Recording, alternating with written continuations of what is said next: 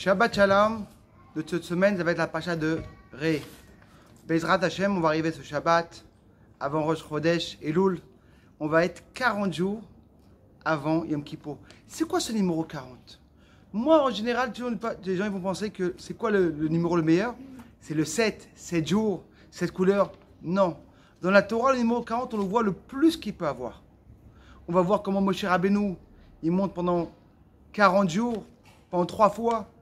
On va voir pendant les gens, ils vont être pendant 40 jours, pendant 40 ans dans le désert. Un mikvé, c'est 40 CA. Ce numéro 40, il arrive beaucoup de fois. Mais c'est quoi cette force de 40? Si vous vous rappelez, il y a aussi les 40 jours de prière. Quand une personne a besoin d'ouvrir les portes, il va aller prier pendant 40 jours et toutes les portes vont s'ouvrir. Qu'est-ce qui se passe ce 40 en vérité? Il faut savoir que Bezrat Hashem, chacun veut qu'on change. On arrive le mois d'Elul, allez c'est fini, je vais être une nouvelle personne. Le problème, qu'on est tous habitués d'une façon. Et le changement d'une chose, il est très compliqué. Une des choses qu'on voit dans notre paracha, c'est l'histoire de la tzedaka. Le Rambam il nous dit, il y a beaucoup de choses qui sont importantes dans le mois d'Elul et le mois de Tishri. Mais la chose qui est plus importante, c'est la tzedaka. Donner la tzedaka à chaque personne. Dès que ça arrive Elul, et pourquoi elle est tellement importante la tzedaka? C'est qu'en vérité, la Torah nous dit comme ça. Quand une personne donne la tzedaka à tout le monde, sans vérifier. Je ne vois pas ce qu'il a besoin, il n'a pas besoin, est-ce que vraiment il est sérieux? Je donne à chaque personne. Je dis en vérité à Hachem, fais-moi la même chose. Ne me regarde pas trop dans le métitillot, est-ce que je me suis bien comporté, fais-moi passer VIP. On sait chaque personne, quand une personne cherche VIP, les choses c'est différent. Quand une chose qui n'est pas VIP, on commence à vérifier. Quand tu es VIP, tu rentres partout. Dans les soirées, allez. Non mais, t'as pas d'invitation. Mais t'inquiète pas, je connais tout le monde là-bas. On demande à Hachem de faire rentrer. Une des choses qu'on voit dans la paracha, c'est que quand une personne il fait la Seouda dans les fêtes, emmène-toi l'invité. Et la Torah continue et dit quoi en vérité? La tzedaka va être comme un matana, comme un cadeau. C'est comme un cadeau. C'est moi qui donne, c'est moi qui décide. Non, la Torah te dit comme un cadeau. Et en vérité, il y avait une très belle histoire. Il y avait une fois un grand rave. Ce rave-là qui était en Pauline. Une personne venait chez lui. Voilà, malheureusement, j'ai envie de marier ma fille. J'ai pas l'argent pour marier ma fille. Qu'est-ce que je fais?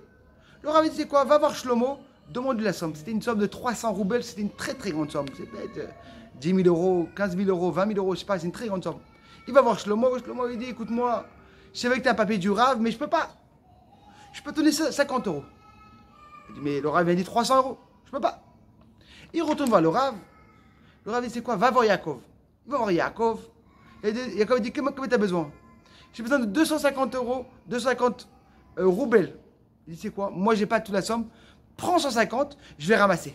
Il y va et il emmène 250 roubles, il l'emmène. Incroyable. Il retourne voir le rave. Et tout d'un coup, la roue tourne. Shlomo, qui était très très très riche, il commence à tout perdre. Et Yaakov, qui n'avait pas beaucoup, il commence à s'enrichir. Shlomo, sans que tout le problème, il arrive de quoi? Du rave. Pas moins et pas plus. Il dit, je te prends en din Torah. C'est à cause d'eux que je t'ai perdu. Comme tu m'as demandé, je t'ai pas écouté. Ils vont voir din Torah. Et Shlomo, il parle, il dit, voilà des rabbanim. Moi, Hachem, moi j'étais une personne qui avait de l'argent, j'ai réussi. Dès que le rave m'a demandé de 300 roubles, j'ai pas donné, j'ai tout perdu. C'est à cause du rave. Le rave, dit au rave, qu'est-ce que tu as à dire? Je dis la vérité.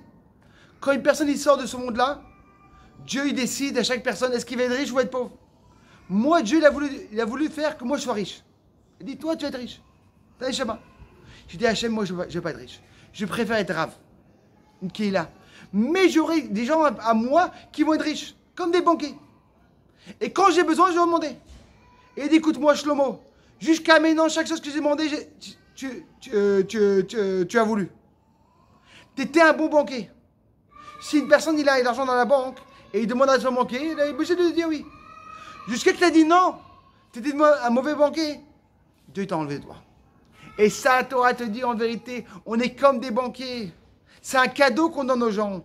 Quand on donne la tzedaka, c'est pas à nous. Que Bezrat Hashem. On arrive bientôt à 40 jours avant Yom Kippour. Et c'est quoi ce 40 jours? Chacun veut se changer. C'est fini, je vais être une nouvelle personne. Mais le problème, c'est très facile de dire, mais quand ça arrive le massé, le tsar il arrive. On est habitué différemment. On ne peut pas se changer. Qu'est-ce qu'Attara te dit? En 40 jours, tu peux changer. Comme il y a le Pétek à Katan de Rabbi Lemeler qui nous disait. Incroyable. C'est bien d'écrire chaque personne et voir ce papier. Si une personne, il est atlan, il est feignant, si maintenant, pendant 40 jours, il se travaille, il pourra changer. Alors que Bezrat Hashem, on arrive sur Chodesh Elul et on pourra se faire ce changement, Bekaro Mamash. Psurotovot et Shabbat Shalom.